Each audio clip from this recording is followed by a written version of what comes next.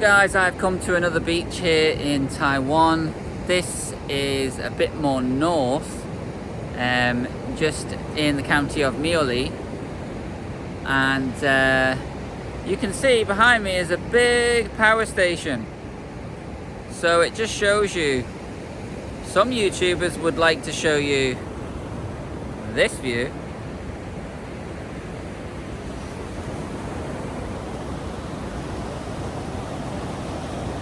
and make it look like a very nice, beautiful, tranquil beach.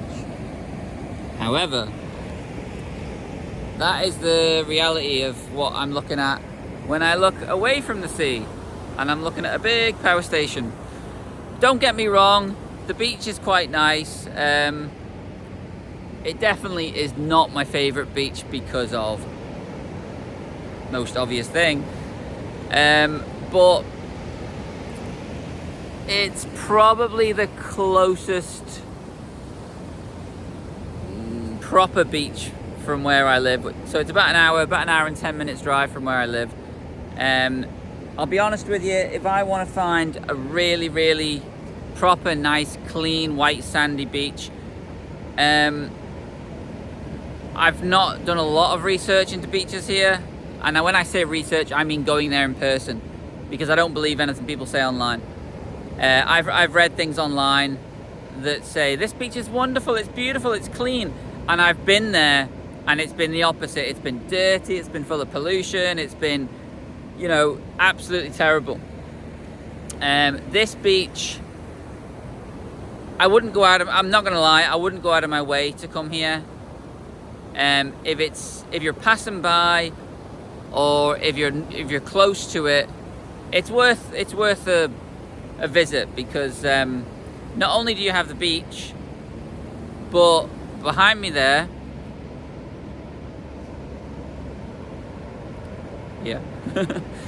is I have to come through campgrounds to get to this beach. So it's all like a woodland campsite, which I will show you. So yeah, unfortunately you've got that power station, which is really off-putting, I would say, personally. And that is right next, so the greenery that you can see, we're about to, I'll walk through it with you, but you can see there, that is the walk bridge into the green, into the trees, which is the campsite. So we'll take a walk over. As I'm walking over to that bridge, one thing I haven't mentioned is the lack of visibility behind me and all around me. The camera doesn't do it justice, actually, but it's very kind of like foggy here and overcast, and they aren't normal clouds, by the way. That's pollution. And again, I know this is through the camera, so you can't pick up the sensors like I can, but oh, there's crabs. There's crabs running around here.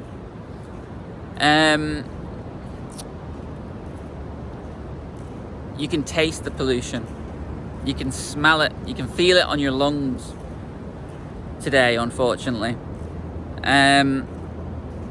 So that is one of the problems here in Taiwan, because obviously we have China just behind me, not far away, and Taiwan of course produces its own pollution too, although obviously it's not as much as China does, but of course the pollution goes up,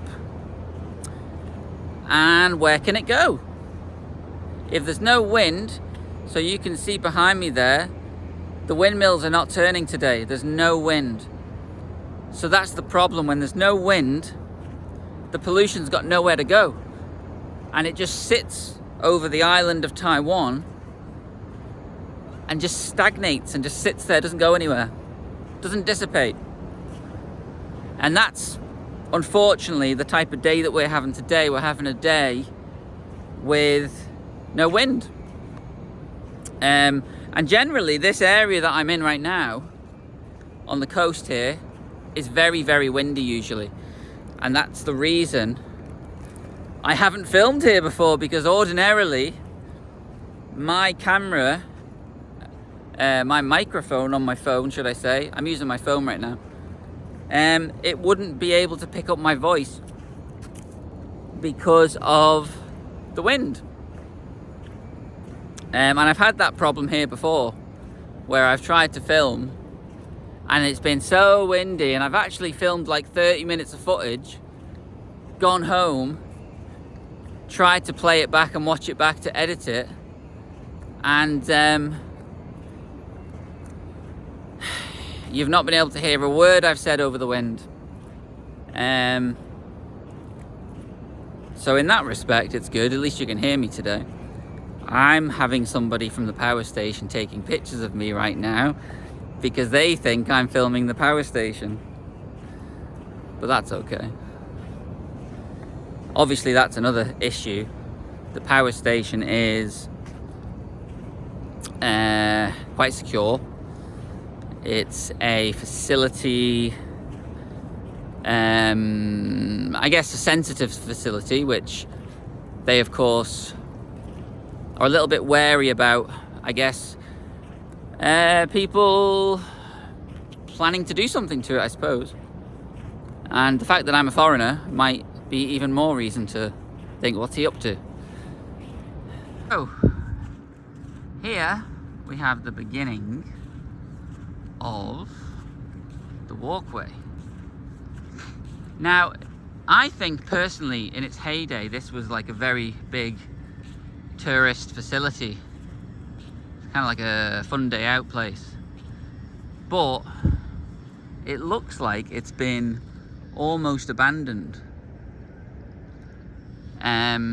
There's lots of parts of this place that are derelict, and it's a shame actually. I mean, there's no security, there's no one here, like staff or what have you, to manage or patrol the place and tell people that they can't use it. And I think that's actually what's happened. I think it's just been left, and the people, the locals and people like me, have carried on coming here and carried on using it, because it's here and there's no one actually to tell us not to. I'm pretty sure that's what's happened. So like that building there, I don't know what that was, but it's just empty, it's derelict. And the funny thing is that the likes of like that smaller building is toilet and washroom facilities, which have been actually kept up. So someone is actually going in there and kind of cleaning them and what have you. Yeah, we could do with some wind, that's for sure. And it'll be dark soon as well, that's the other thing. So here you walk basically all the way down this walkway. And I'm gonna turn the camera off until I get to the other end, because I'm gonna use these lovely, conveniently placed hoses that you can see at the side here to wash the sand off my feet. So I will turn the camera off for a second until we get to the other end of this bridge. Okay, feet washed. So yeah, you can see there's a building here that I have no idea what it was, but it's just completely derelict now. As I said, there's a toilet facility still. You can still walk up there and sit on those benches up there, which is nice, and I would do it, but I've just washed the sand off my feet and I'm not going back over there and getting more sand on my feet. But yeah, it reminds me of a holiday complex that has kind of just been abandoned. And when we get into the end of this bridge here, you'll see it's actually really nice. It very much feels like a family tourism-y kind of summer place. And you know, with Taiwan, again, if no one's here to stop people coming in and actively kind of securing the place, people are just going to keep coming because why not? It's a nice place to use. So yeah, it'd be interesting to know the history about this place.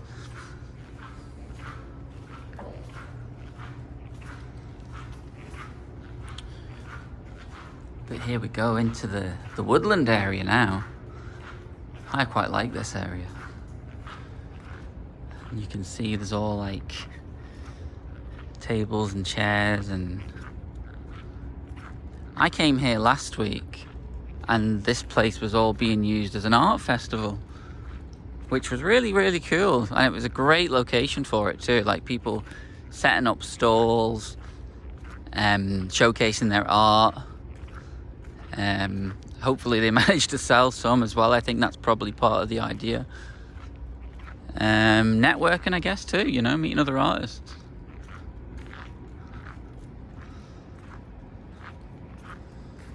But you see, this is what I love about Taiwan. Somewhere like this, it's not, as I said, it's not being patrolled by security. It's not being managed by any kind of staff or you know, people being kept out or anything like that. You know, there's no cameras, there's no security guards or whatever, and yet it's still being looked after by the locals who use it. It's still a nice place to come and chill out, and you know, it makes me automatically think about the UK. If this was somewhere in the UK that was just left with no security patrols, police patrols or what have you. See, these here are actively open shower rooms, toilets. You've got men's here, women's on that side. You can see the lights. Those are hair dryers to be used, and these are all functioning, and someone is actually coming in and cleaning them, and you know, the bins are still being emptied and all the rest of it.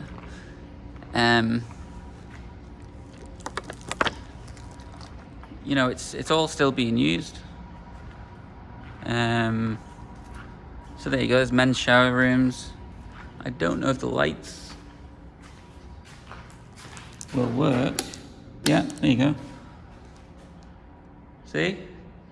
Toilets, sinks, shower rooms, all being still used. And it's just by people who are respectful, a little bit like me, I suppose, who don't come and trash the place or don't come and leave the lights on like I've just done. There's no one here to tell me not to do something.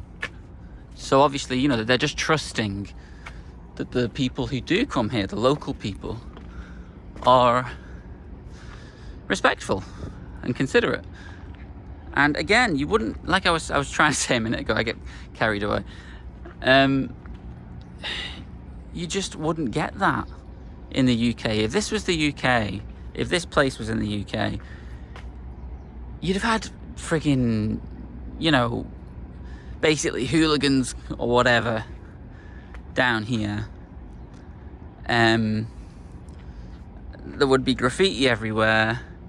There'd be, I mean, look, I'm trying to give you like a bird's eye view. If you look from here, this is the whole kind of campground, and it goes all the way through. It's quite big. Now, come on, you know as well as I do, guys, if this was the UK, this would be trashed. This would be covered in litter. It would be, I mean, don't get me wrong, I can see a bit of litter down there, I suppose, but that's probably just where the the birds have taken out the bins. But it would be graffitied, it would be trashed. And there'd be drunks here, there'd be fucking... You know what I mean? They'd wreck the place. It wouldn't be a place where people would want to come anymore. But as you can see, there ain't anyone here apart from me. And I kind of came here on purpose at this time of the day because it's, as I said, it's midweek.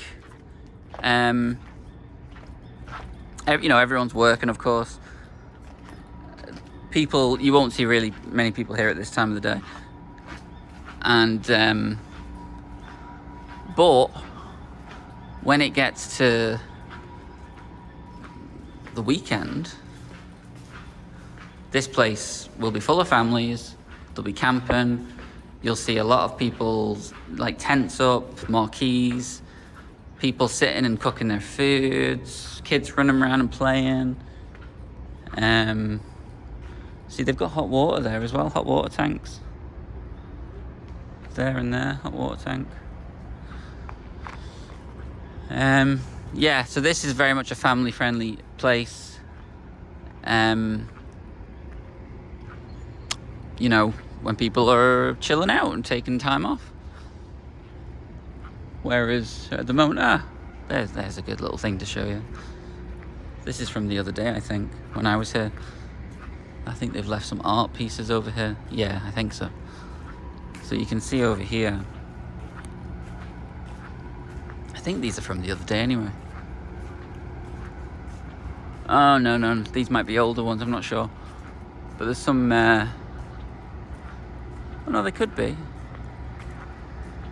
Let's have a look. These are some, I guess, showcasing some stuff, yeah. Some paintings, drawings.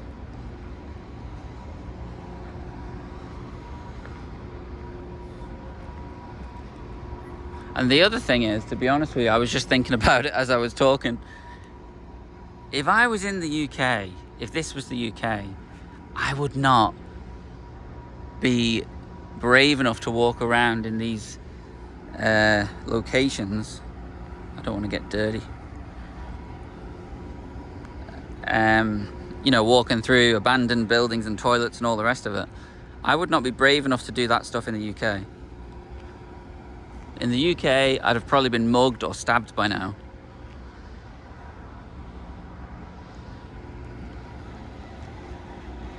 Can't read the Chinese, so apologies, I can't tell you what these things are, but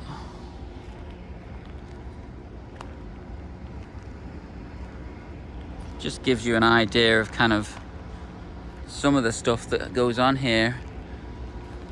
And by the way, during the night time, there are lights. This place is lit up, like, not very well. The camera doesn't pick up much because it's only dim lighting. It's not like flashlights all over the place. But it's nicely lit up. Like, it is electricity, but it's almost like candlelight. So, I'm trying to read what this says, actually. What does this say?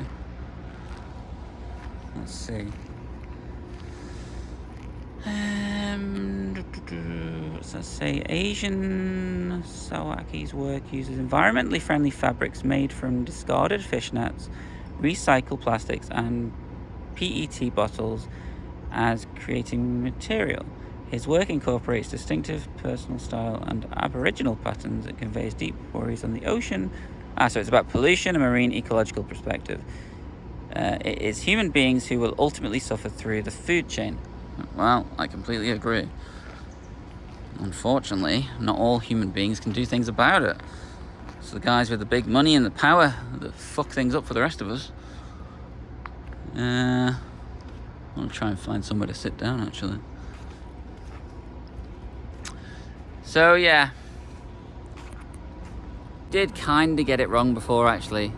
This is called, and I hope I'm pronouncing this right, I think I am, Tung-hsiao Beach. So if you put into Google Maps, and I'll put it in the description below, Tung-hsiao. So Tunghsiao.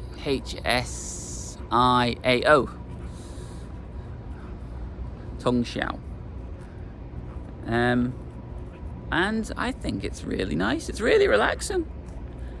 And it's, as I said, it's so big as well. Like, I'm walking around here. And funnily enough, I'm trying to find a nice place so I can sit down for a second and talk to you guys. But I'm struggling to find, there's so many options. I've walked past a few seats. I'm trying to find somewhere nice with lighting. But the trees are covering me. But, yeah, I like this place. As I said, I've been here. This is my second time. And it's very different in the daytime to nighttime. Nighttime, funnily enough, it's kind of buzzing. There's lots of things going on. Daytime is more quiet and chilled out. But then again, I'm sure the weekends are the opposite. But yeah, definitely, you know, sometimes you forget what it's like in the UK.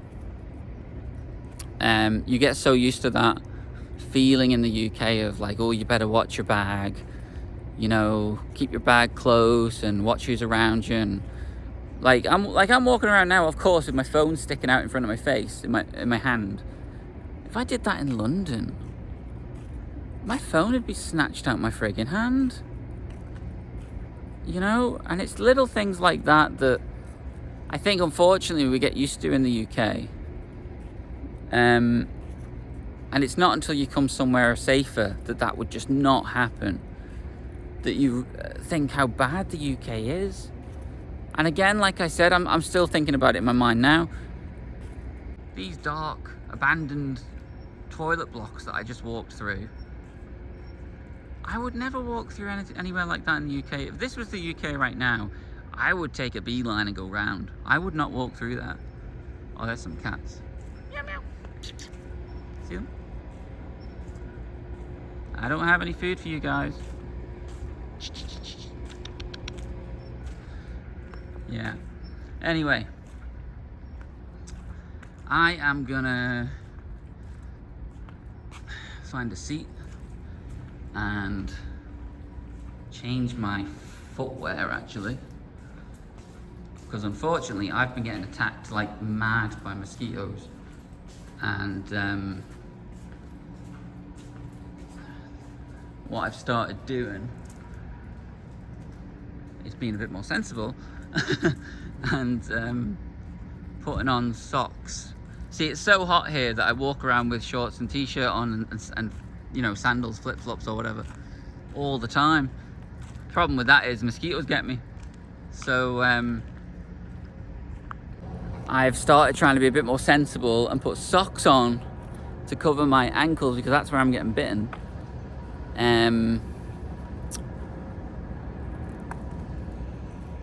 Where can I sit down? Oh, but this'll do. I'll sit here. No, I'm not sitting on that, I might break it. I'm trying to sit somewhere where there's no... This'll do. Yeah, so I'm trying to wear socks so my ankles don't get chewed to bits. But I've just been on the beach, so I took my socks off, so I'm putting them back on. So anyway, guys, this is... Can anyone remember the words I said? Tung-hsiao Beach. And I guess resort, really. I would call this resort, like camping resort.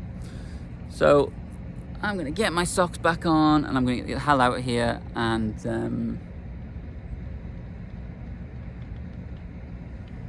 ooh, there's a little bird just landed behind me. Can you see that? Yeah, I'm gonna get the hell out of here and get back to civilization and go and get some food. So cheers guys for watching, and if you're new, please do subscribe to the channel. I do appreciate it. It's something I'm trying to start up again, sort of fresh material here in Taiwan. and maybe other places I might travel to as well, I suppose. So yeah, cheers guys. Thanks very much.